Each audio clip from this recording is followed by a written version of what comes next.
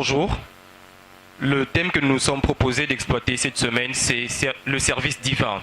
Et aujourd'hui, nous allons parler de servir Dieu sous le feu de l'incrédulité. Notre texte de base, notre texte d'ordre, nous allons le trouver dans le livre de Luc, le chapitre 1, du verset 1 au verset 11. Nous allons lire ce que la parole de Dieu nous dit. Luc chapitre 10, du verset 1er au verset 11, je lis au nom de Jésus.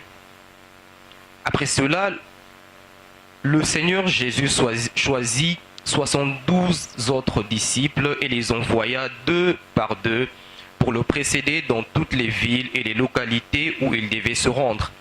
Il leur disait, « La moisson est abondante, mais les ouvriers peu nombreux. Demandez donc au Seigneur à qui appartient la moisson d'envoyer des ouvriers pour la rentrée. Allez, je vous envoie comme des agneaux au milieu de loups. N'emportez ni bourse, ni sac de voyage, ni sandales, et ne vous attardez pas en chemin pour saluer les gens. Lorsque vous entrerez dans une maison, dites d'abord que la paix soit sur cette maison. Si un homme de paix y habite, votre paix reposera sur lui. Si ce n'est pas le cas, elle reviendra à vous. Restez dans cette maison-là, prenez la nourriture et la boisson que l'on vous donnera, car l'ouvrier mérite son salaire. Ne passez pas de maison à une autre pour demander l'hospitalité. Dans toute ville où vous irez et où l'on vous accueillera, mangez ce que l'on vous offrira, guérissez les malades qui s'y trouveront et dites aux gens, le royaume des dieux est proche de vous. Mais dans toute ville où vous entrerez et où l'on ne voudra pas de vous recevoir, allez sur la place publique et dites, la poussière de votre ville qui s'est attachée à nos pieds, nous la secouons contre vous. Sachez pourtant ceci, le royaume de Dieu est proche, parole du Seigneur. Cette portion des Écritures nous enseigne deux choses.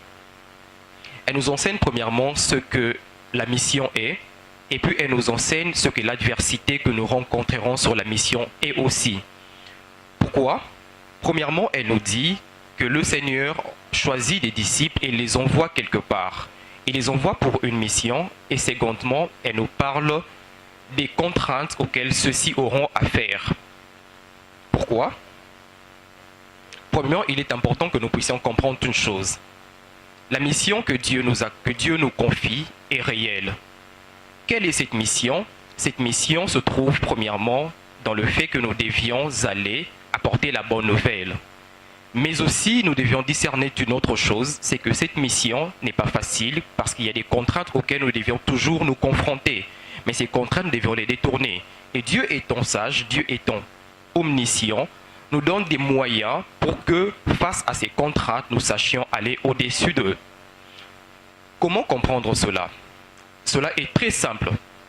Lisons premièrement pour comprendre le sens même de la mission et l'essence de la mission divine. Nous la trouvons déjà dans le livre de Genèse 3, 15, qui est le proto-évangile. La Bible nous dit ceci, Dieu dit à Adam et à Ève, après qu'ils aient péché, il pourvoit pour leurs besoins par une promesse, parce qu'il est très important que nous puissions discerner une chose. Le salut a été promis déjà dans l'Ancien Testament, et déjà le salut existe dans l'Ancien Testament, mais dans le Nouveau Testament, Christ vient apporter ce salut qui était promis. Donc le salut n'est pas un concept qui existe simplement et seulement dans le Nouveau Testament, mais le salut est un concept qui a existé dans l'Ancien Testament. Mais ce précepte et ce concept trouvent son accomplissement dans le Nouveau Testament par Jésus-Christ. Lisons le livre de Genèse 3, 15 pour comprendre ce que la Bible nous dit. Genèse 3,15, je lis au nom de Jésus. Je susciterai l'hostilité entre toi-même et la femme, entre ta descendance et sa descendance. Celle-ci t'écrasera la tête et toi, tu lui écraseras le talon. Ici, il nous est parlé très clairement de ce que serait l'accomplissement d'une promesse que Dieu faisait à l'homme et à la descendance de l'humanité. Déjà, quand nous lisons dans le livre de Genèse 1, 2, nous voyons tout ce qui a existé, l'origine de la création. Dieu crée l'homme, Dieu crée la nature, Dieu crée tout ce qui existe et Dieu finit par créer le couronnement de la création qui est l'homme et la femme. Ceux-ci, il leur confie une mission Mais après avoir failli, ils faillissent au fait à la mission qui était celle de dominer et de poursuivre lors de la création. Ils essaient de dominer, assujettir et en gros administrer la création divine. Mais ceux-ci choisissent de pécher. Et quand ils pêchent, ils tombent sous le poids d'une condamnation. Cependant, Dieu promet déjà à l'homme et à la femme une délivrance, parce qu'il leur dit qu'il susciterait l'hostilité entre le serpent et la descendance de la femme, mais il finit par dire que la descendance de la femme lui écrasera le talon. Lui mordra la tête, lui plutôt mordra le talon de ce dernier, mais ce talon lui écrasera la tête. Et où avions-nous vu l'accomplissement de cette parole? Nous voyons cette parole s'accomplir à la croix. À la croix, Christ meurt. Il est mordu par le serpent, qui est le diable. Par sa nature humaine, il meurt à la croix. Il subit la mort, mais par sa nature spirituelle et divine, il finit par triompher du péché et ainsi il écrase le talon, il écrase la tête du serpent. Mais comprenons alors qu'est-ce qu'est l'incrédulité, puisque le sous-thème que nous sommes proposés, parce que là je posais les bases, le sous-thème est servir Dieu sous le feu de l'incrédulité. Qu'est-ce qu'est l'incrédulité? L'incrédulité, au fait, en un mot très simple, c'est le fait de refuser d'adhérer à ce que l'on sait être vrai, à une vérité qui est claire. C'est le fait de refuser de souscrire à une évidence, à une vérité qui est claire. C'est ça l'incrédulité. Spirituellement, qu'appelle-t-on incrédulité? L'incrédulité d'un aspect spirituel, c'est le simple fait de refuser ou de résister à la volonté de Dieu. Comment devenons-nous incrédules et comment pouvons-nous découvrir qu'une personne est incrédule? Une personne est incrédule simplement dans la mesure où celle-ci décide ou désire, volontairement ou involontairement, de résister à la volonté de Dieu. Alors, comment discerner qu'une personne est incrédule? C'est là parfois la question que nous n'arrivons pas à répondre. Nous n'arrivons pas toujours à répondre à une question qui est claire. Comment pourrais-je discerner que celui-ci ou celle-là est incrédule? Et même quand nous discernons cela, comment pouvons-nous servir Dieu réellement sous le feu de cette incrédulité? Il est important que nous puissions d'abord comprendre qui est le serviteur de Dieu. Serviteur de Dieu est un concept qui perd au fait toute sa connotation parce que nous croyons que serviteur de Dieu est une personne qui est consacrée à temps plein à Dieu, est une personne qui a une connotation entre guillemets particulière et celui-ci devient par un mouvement spécial un serviteur de Dieu. Mais lisons biblique, comprenons scripturairement d'après ce que les Écritures disent du serviteur de Dieu. Pour comprendre cela, lisons dans le livre d'Éphésiens 2.10, nous allons comprendre ce que la Bible pense du serviteur de Dieu. Éphésiens 2.10, nous allons lire la parole de Dieu.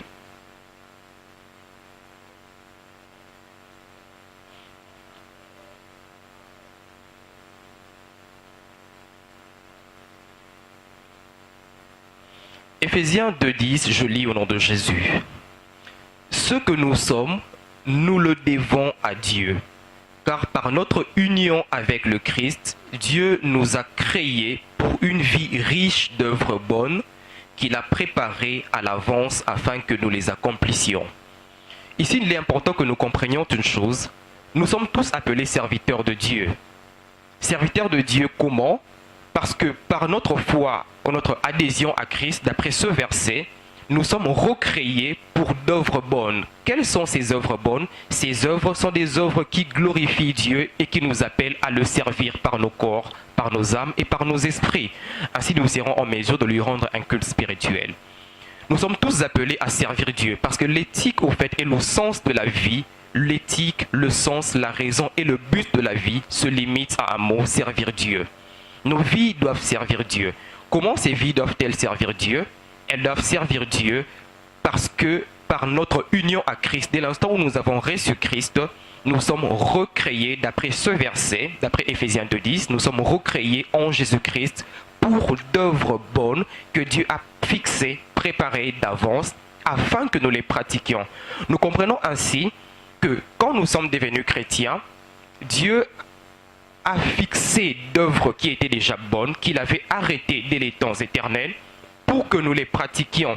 Et c'est en ce sens-là que Dieu attend que chacune de nos vies accomplisse ce qu'il a attendu et qu'il attend de nous. alors le problème est là. Et c'est là que le problème commence. Comment servir Dieu sous le feu de l'incrédulité? L'incrédulité commence d'abord par un refus ou un manque de découvrir la volonté de Dieu. Quand l'homme décide de ne pas comprendre la volonté de Dieu, ou la connaissant décide de ne pas y souscrire, c'est alors que l'incrédulité commence.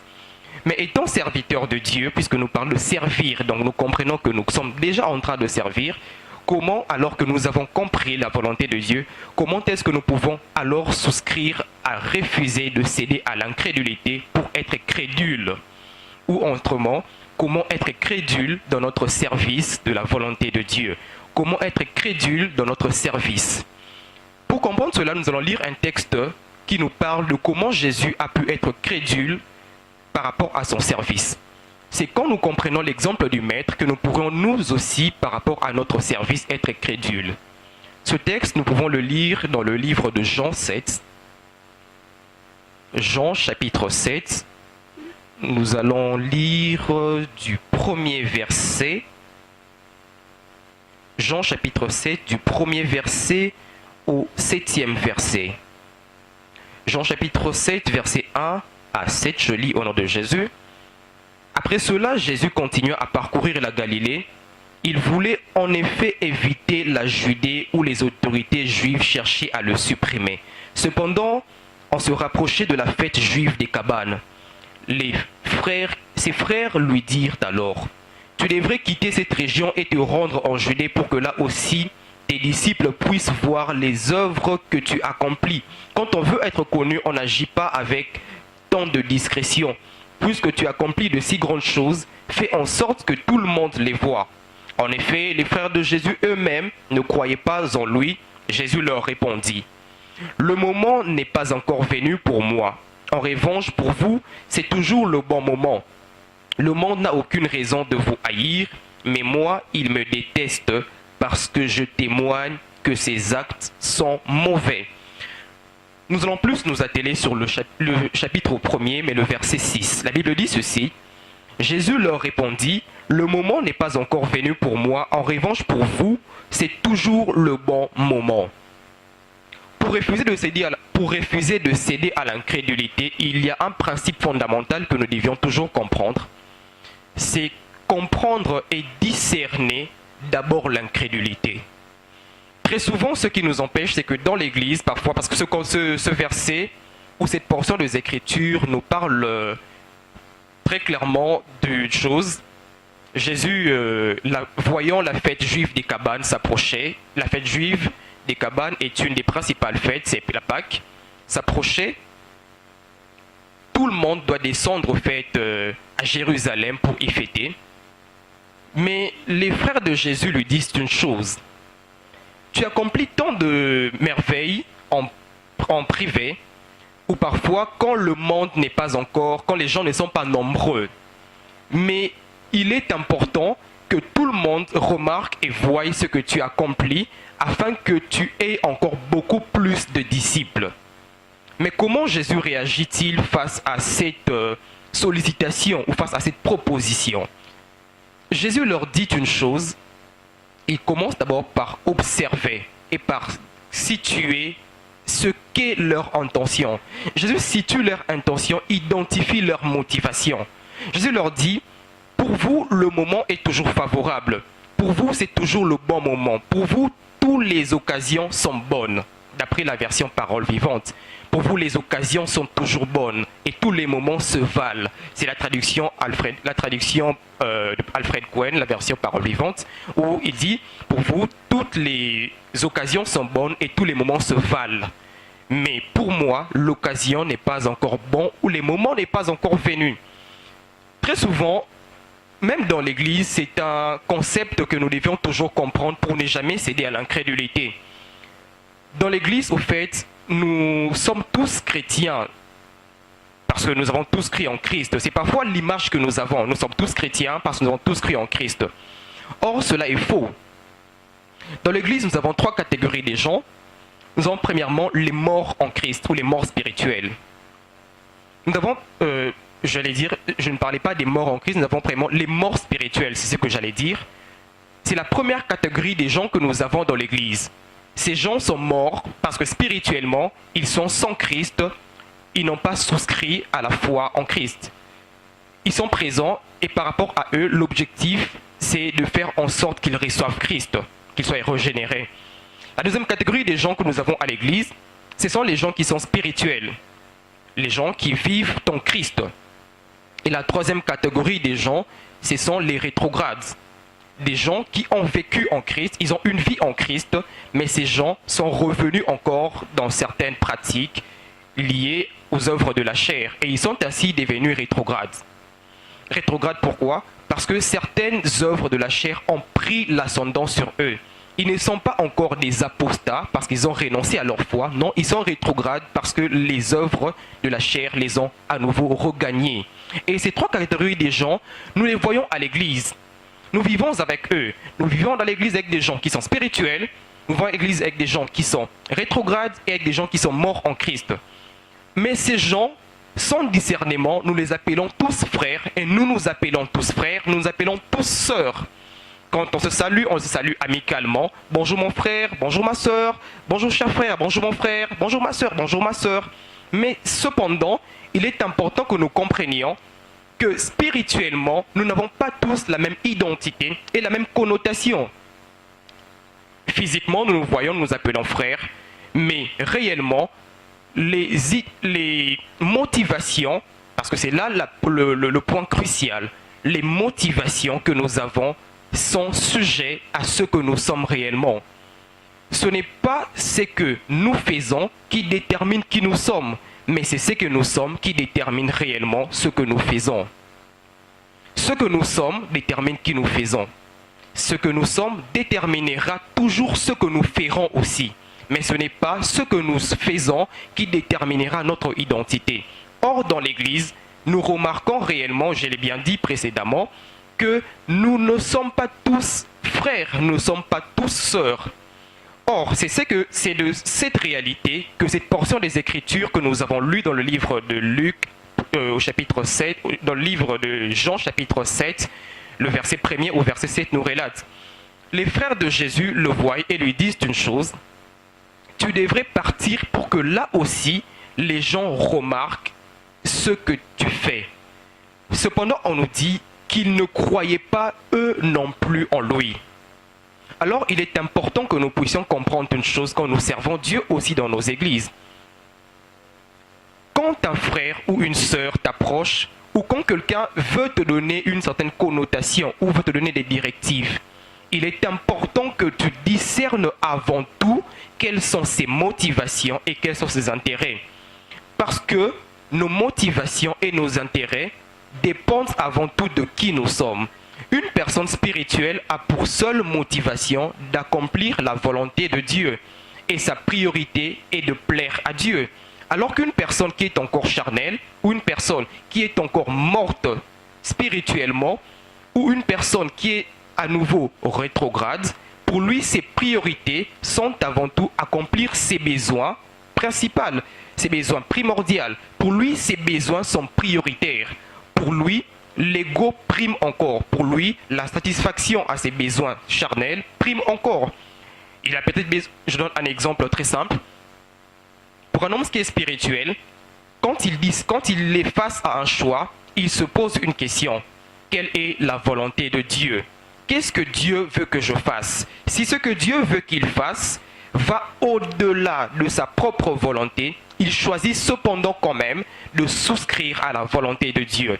Cependant, pour une personne qui est charnelle ou pour une personne qui est rétrograde, quand il est face à ce que Dieu demande de faire, il se pose une question: qu'est-ce que moi je dois faire? Est-ce que ce que Dieu veut que je fasse est facile pour moi? Or, souvenons-nous d'une chose, la foi en Dieu ne rend pas les choses faciles, mais la foi en Dieu rend les choses possibles. Dieu ne rend pas les choses faciles, mais Dieu rend les choses possibles. Cela veut dire que nos visions détermineront réellement ce que nous ferons pour Dieu.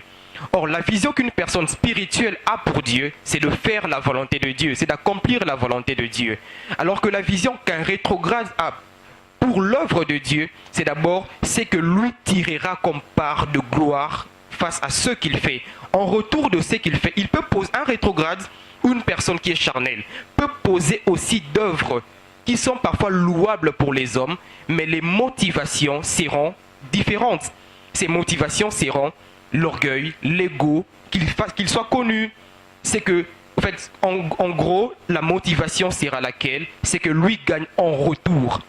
Alors que pour une personne spirituelle, il arrive avant tout à discerner ce qu'est la volonté de Dieu, si réellement le temps de Dieu est arrivé. C'est ainsi que Jésus ici leur fait comprendre une chose. Il répond à leur motivation. Il leur dit, pour vous, en gros, il leur dit, la motivation que vous avez est plus charnelle que spirituelle.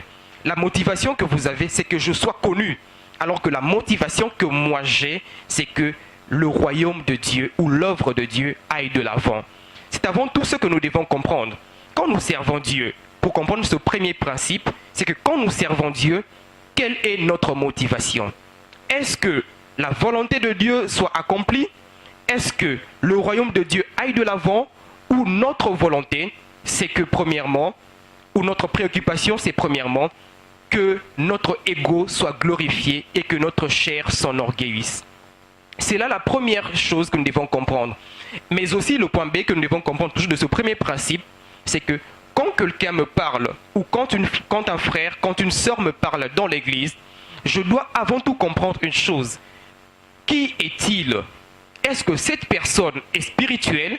Est-ce que cette personne est rétrograde? Ou est-ce que cette personne est morte spirituellement? Nous pouvons nous appeler frères, nous pouvons nous appeler sœurs, mais réellement nous ne le sommes pas. Nous pouvons nous voir comme des frères, mais réellement nous ne le sommes point. Alors par là, nous devons réellement discerner spirituellement qui sont ces personnes qui sont autour de nous, même dans l'église. Parce que dans l'église, nous devons retenir une chose. L'église a trois façons d'être vue typologiquement. L'église peut être vue comme une famille. L'église peut être vue comme une organisation. L'église peut être vue comme une armée. Étant une famille, l'église est une structure où l'amour nous dirige, où l'amour régit toute chose, où nos motivations sont régies par l'amour. Étant une organisation, nous devons comprendre que l'église est une structure qui doit être régie par une certaine vision. Une mission telle qu'une organisation doit avoir toujours une vision. Quelle est la vision que je partage avec ce frère? Est-ce qu'avec ce frère, avec cette sœur, nous partageons la même mission? Étant une armée, l'église doit être dirigée d'après une certaine discipline. Alors par là, nous pouvons, par des voies très simples, être en mesure de discerner aussi, parce qu'il est important que nous puissions discerner certains frères, certaines sœurs. Comment discerner leur action? Trois questions à se poser peut-être bien. Est-ce que ce qu'il me dit, est-ce que ce conseil qu'il me donne, est-ce que sa façon de faire les choses est motivée par l'amour? Si sa façon de faire les choses est motivée par l'amour, alors je peux dire que ce frère est réellement peut-être spirituel. Si sa façon de dire ou son conseil est motivé par l'amour, je peux aussi conclure que ce frère est peut-être spirituel. Parce que ce frère et moi, nous partageons ou nous remplissons le premier critère, le critère familial. Mais étant une organisation, il faut se poser une question. Est-ce que ce frère partage la même vision que moi? Parce que nous sommes une organisation et une organisation trouve tout son sens dans la poursuite d'une vision. Est-ce que ce frère, est-ce que cette sœur poursuit-il la même vision que moi? Ou a-t-il et partage-t-il plutôt la même vision que moi et poursuit-il la même mission que moi? Si je suis spirituel, alors je dois comprendre que pour moi, la vision, c'est d'accomplir l'œuvre de Dieu. Ma vision, c'est de faire que la volonté de Dieu soit ce que je réalise. Ma vision, c'est de courir après la volonté de Dieu. Et ma préoccupation majeure, c'est de plaire à Dieu. C'est là la vision et c'est là la mission que je dois avoir. Et étant une armée, je dois me poser une question. Est-ce que ce frère est discipliné? Parce qu'une armée, l'église étant une armée, est motivée par la discipline. Est-ce que ce frère est-il discipliné? La discipline par rapport à lui-même, est-ce qu'il se discipline? Est-ce qu'il a une discipline par rapport à la prière? Est-ce qu'il a une discipline par rapport à la mission? Est-ce qu'il parle de Jésus? Est-ce qu'il partage sa foi? Est-ce qu'il se réserve de poser des actions qui sont déplacées? C'est là que je comprends que ce frère est peut-être aussi discipliné. Et c'est par rapport à ça que je peux dire que ce frère est spirituel. Parce que très souvent, nous croyons que la seule manière, la seule manière de discerner l'aspect spirituel est seulement de prier. Or, c'est parfois faux. La prière n'est pas le seul moyen pour discerner toutes choses. Nous pouvons discerner les choses par une intelligence qui est renouvelée. Cette intelligence renouvelée, nous trouvons cela, quand nous pouvons lire dans le livre de Romains 12, de verset 1 au verset 2. Romains 12, 1 à 2, l'apôtre Paul dit aux Romains, il leur dit: « Je vous exhorte donc, frères, à offrir vos corps comme un sacrifice vivant, saint et agréable à Dieu, ce qui sera de votre part un culte raisonnable ou un culte spirituel d'après la version Semeur. » Il poursuit dans le verset 2, il dit: « Ne vous conformez point au monde dans lequel vous vivez, mais soyez transformés ou renouvelés dans votre intelligence, soyez renouvelés par l'intelligence spirituelle afin de discerner la volonté de Dieu, ce qui est bon, ce qui est agréable et ce qui est parfait. » Par là, qu'est-ce que l'apôtre Paul nous donne comme exemple? Il nous dit aussi que par une intelligence renouvelée, nous pouvons discerner la volonté de Dieu. Discerner cette volonté comment? Nous la discernons aussi par des questions très simples, comme je l'ai dit précédemment. Est-ce que ce frère est motivé par l'amour? Est-ce que ce frère partage-t-il la même vision que moi? Est-ce que ce frère poursuit-il la même mission que moi? Est-ce que ce frère est discipliné? Ces trois questions que nous nous posons peuvent nous aider à répondre à cette question. Le deuxième point pour comprendre comment ne pas céder à l'incrédulité ou comment servir Dieu sous le feu de l'incrédulité, nous le trouvons dans le livre des Actes des Apôtres. Il y a plutôt une portion que j'aime bien lire dans le livre des Actes des Apôtres, c'est dans Acte 4 à partir du verset 23.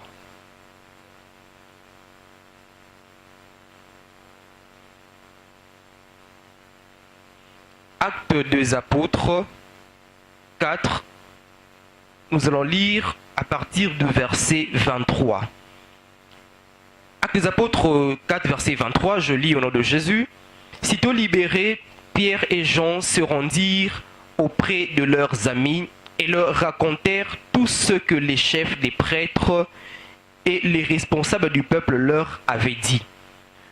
Après les avoir écoutés, tous unanimes se mirent à prier en disant: « Maître, c'est toi qui as créé le ciel, la terre, la mer et tout ce qui s'y trouve. C'est toi qui as dit par l'Esprit Saint qui s'est exprimé par la bouche de notre ancêtre David, ton serviteur. Pourquoi cette agitation parmi les nations?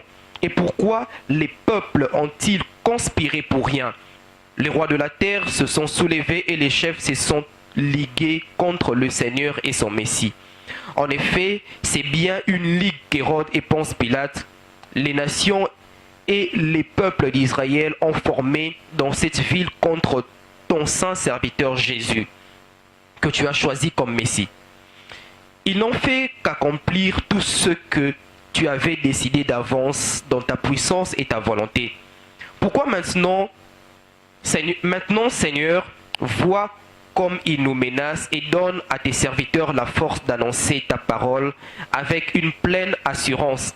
Étends ta main pour qu'ils se produisent des guérisons, des miracles et d'autres signes au nom de ton Seigneur, de ton saint serviteur Jésus. » Quand ils eurent fini de prier, la terre se mit à trembler sous leurs pieds à l'endroit où ils étaient rassemblés. Ils furent tous remplis du Saint-Esprit et annonçaient la parole de Dieu avec assurance, parole du Seigneur. Il est important que nous puissions comprendre un autre principe qui est derrière cette portion des Écritures. Les Actes des Apôtres et les livres de la Bible qui nous parlent de la vie de l'Église. Comment les apôtres ont-ils réagi face à l'incrédulité de plus en plus grandissant de leur milieu? Aujourd'hui, tous nous aspirons à vivre la même puissance que dans l'Église apostolique. Nous aspirons tous à vivre les mêmes réalités que les apôtres ont vécues. Nous aspirons tous à manifester la même puissance, manifester les mêmes œuvres, produire les mêmes actions. que celle qui était vécue dans l'Église apostolique. Mais un principe est clair. En vécu, si nous voulons produire ce que les apôtres ont produit, nous devons aussi appliquer les mêmes principes qu'ils ont appliqués. Comment les apôtres se sont-ils comportés et comment ont-ils réagi face à la persécution, face à l'incrédulité, allais-je dire, de plus en plus grandissante de leur milieu? Ici, cette portion des Écritures que nous avons lue dans le livre des Actes des Apôtres, Actes 4, j'ai lu à partir du verset 23 au verset 31. Les apôtres ont reçu pour mission de poursuivre une œuvre. Cette œuvre, cette mission, nous pouvons le lire dans le livre des Actes des Apôtres 1.8. Dans Actes des Apôtres 1.8, Jésus dit une chose, « Mais vous recevrez une puissance, le Saint-Esprit survenant sur vous, vous serez mes témoins à Jérusalem, dans la Judée, dans toute la Samarie et jusqu'aux extrémités de la terre. » Les apôtres s'en vont et ici ils commencent l'œuvre à Jérusalem. Quand ils commencent l'œuvre, ils sont butés à un obstacle, l'incrédulité. Pourquoi? Parce que les Juifs partageaient une autre perception. Il y a les pharisiens, les sadducéens, les scribes. Tous ces gens avaient pour point commun le respect à la loi. Ces gens respectaient la loi. La loi, au fait, il est très important que nous puissions comprendre, parce que là encore, il y a un débat. Et la loi est-elle mauvaise? C'est pas là, au fait, que l'autre prédication est, mais j'ouvre une parenthèse. Jésus disant, je suis venu accomplir la loi. Jésus n'a pas été contre la loi totalement, mais la loi a deux volets. Il y a la loi cérémoniale et la loi morale. La loi morale est ce que Jésus a laissé afin que nous puissions la respecter nous aussi. Mais les lois rituelles sont les lois que Jésus a abrogées. Il les a accomplies et il fait comprendre que cette loi qui était rituelle n'était qu'une préfiguration de ce que lui devait. Le vrai sabbat, c'est Christ. Il fait comprendre que le vrai temple, le temple par excellence, ce n'est que Jésus-Christ, la préfiguration du sanctuaire, le sacerdoce par excellence. Tout ce qui a été parlé dans le sacerdoce préfigurait Christ, qui est le vrai temple. Et ainsi, nous pouvons comprendre l'accomplissement. Jésus dit une chose, que dans cette portion, il leur dit, allez, vous recevrez une puissance, le Saint-Esprit survenant sur vous, vous serez mes témoins. Les apôtres s'en vont et ici ils commencent à apporter la bonne nouvelle, mais les sacrificateurs et tous ceux-ci qui partageaient la loi se mettent en but. Ils commencent à s'interposer face à eux. Ils ne veulent pas que ceux-ci parlent de Christ. Ils veulent qu'ils respectent la loi parce que Christ est mort condamné par la loi. Or, toute personne étant condamnée par la loi est considérée comme maudite. Surtout quand celle-ci était clouée au bois. Mais Christ mort sur la croix, cloué au bois, eux viennent parler de ce Christ comme celui qui était le vrai Messie. Ils disent aussi que la loi n'a plus raison d'être, car par la foi en Christ nous sommes sauvés. Ce monde incrédule ne veut point de ses apôtres. Mais les apôtres étant libérés, parce qu'ils sont arrêtés, précédemment arrêtés, fouettés, puis relâchés, ils repartent encore au temple prêcher. À nouveau, on les arrête, on les fouette. Et ici, ils sont relâchés pour la deuxième fois. Quand ils sont relâchés, ils viennent trouver l'église. Qu'est-ce qu'il leur dit? Face à l'incrédulité, c'est là que le deuxième principe se trouve. Les apôtres prient. Ils se mettent à prier. Quand ils prient, une chose se fait, le lieu sous lequel ils étaient réunis se met à trembler. Ils sont à nouveau remplis de l'Esprit de Dieu. Quand ils sont remplis de l'Esprit de Dieu, qu'est-ce qui se fait par la suite? Il ne s'arrête pas là, mais il est dit, tous furent remplis de l'Esprit, tous furent remplis du Saint-Esprit et annonçaient la parole de Dieu avec assurance. Cela veut dire quoi? Face à l'incrédulité, après avoir discerné l'incrédulité qui est le premier point, le deuxième point, c'est que nous devons prier et agir. Nous ne discernons pas l'incrédulité pour rester là, statique. L'Église discerne l'incrédulité, l'Église prie contre l'incrédulité, l'Église prie pour que Dieu nous remplisse de l'Esprit, mais l'Église doit agir. Face à l'incrédulité, nous ne devons pas que prier. Nous devons prier selon la volonté de Dieu. Ici, les apôtres connaissant la volonté de Dieu, parce que dans le livre de Marc 16, déjà à partir du verset 9, Jésus leur dit d'aller de lieu en lieu apporter la bonne nouvelle. Ceux qui croiront seront sauvés, ceux qui ne croiront pas seront condamnés. Il dit, voici les signes miraculeux qui accompagneront ceux qui auront cru. En mon nom, ils parleront des langues nouvelles. S'ils boivent des breuvages mortels, ça ne leur fera rien. Ils saisiront des serpents, ils chasseront des démons et ils imposeront les mains sur les malades et les malades seront guéris.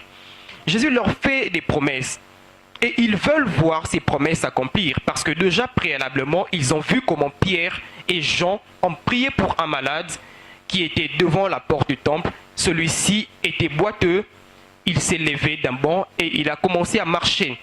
Cependant ici, l'Église tout entière se met à prier. Ils prient, ils sont remplis du Saint-Esprit et ils partent.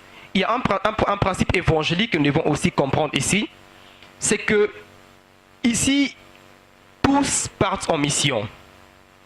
Ils prient à l'unanime, ils sont tous remplis du Saint-Esprit et ils partent. Tous pourquoi? Parce qu'après la prédication de Pierre, souvenons-nous, il y a eu 3000 autres qui étaient gagnés, 3000 hommes qui étaient gagnés. Et chaque jour, l'Église croissait.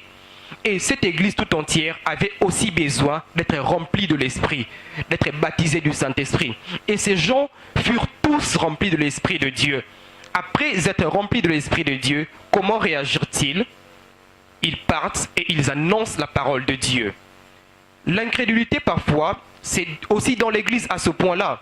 Dans l'Église, qu'est-ce que nous faisons ou comment nous comportons-nous? C'est que nous remarquons le problème, mais nous croyons que le problème évangélique repose sous la charge du département d'évangélisation. Nous croyons parfois que seuls ceux qui sont dans le département d'évangélisation sont censés évangéliser. Or, l'évangélisation est une tâche collective, est une responsabilité de tout chrétien. Tout chrétien doit apporter la parole de Dieu partout où il se trouve. Tout chrétien doit parler de Dieu. Tout chrétien doit annoncer l'évangile, où qu'il soit, quelle que soit l'occasion. Cette Église part et elle annonce la parole de Dieu. C'est là le deuxième point que nous devons comprendre. Face au feu de l'incrédulité, nous devons prier et nous devons annoncer la parole de Dieu. Nous ne devons pas que prier et rester stationnaires. Nous devons prier et agir. La prière, pourquoi? Parce que nous avons besoin d'être équipés. Pourquoi agir? Parce que sans action, la puissance que nous pouvons avoir ne nous sera d'aucune aide. Cette puissance, nous n'avons pas besoin de sentir un feu bouillonner en nous, nous n'avons pas besoin de sentir nos mains en feu, nous n'avons pas besoin de sentir une conviction quelconque pour partir. Mais dès l'instant où nous prions avec foi, nous sommes appelés à agir.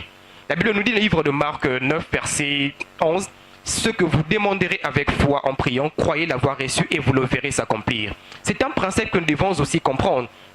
Nous devons prier et agir. Prier et agir. La prière sans action ne marche point. Quand nous prions, nous nous disposons à voir le Saint-Esprit agir. Mais tant que nous n'agissons pas, nous ne verrons jamais le Saint-Esprit à l'œuvre. Ce n'est que quand nous prions que nous nous disposons au mouvement de l'Esprit et quand nous agissons, alors nos corps deviennent des instruments par lesquels le Saint-Esprit peut agir. C'était le deuxième point. Le troisième point, nous le trouvons toujours dans la parole de Dieu, dans le livre toujours des Actes des Apôtres, au chapitre 5. Actes des Apôtres 5, nous allons lire le verset 12.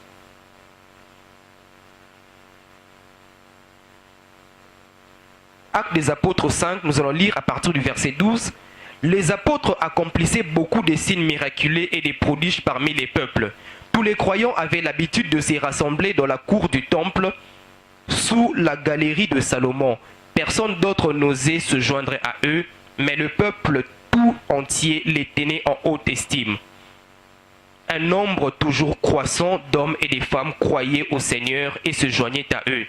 On allait jusqu'à porter les malades dans les rues où l'on les déposait sur des lits ou des civières pour qu'au passage de Pierre, son nombre au moins couvre l'un d'entre eux. des villes lointaines même, les gens accouraient en foule à Jérusalem pour emmener des malades et les personnes tourmentées par les mauvais esprits, et tous étaient guéris. Ce point est un point capital que nous devons comprendre. Pourquoi nous devons agir? Parce que quand nous agissons, il y a toujours des conséquences qui arrivent. Après avoir prié et agi, nous devons nous attendre à vivre des résultats. L'incrédulité, quand elle est de plus en plus croissante, nous devons agir. Quand nous prions et que nous agissons, nous devons nous attendre à voir et à expérimenter ce que la puissance de l'Esprit peut opérer. Ici, les apôtres, quand nous avons lu dans le 4e chapitre, nous avons vu les apôtres se réunir et prier. Quand ils ont prié, ils sont allés sur terrain, ils ont proclamé la parole de Dieu. Mais quelles conséquences s'ensuit-il? La conséquence qui s'ensuit est que l'évangile est premièrement reçu, l'évangile est accepté et l'Église croit.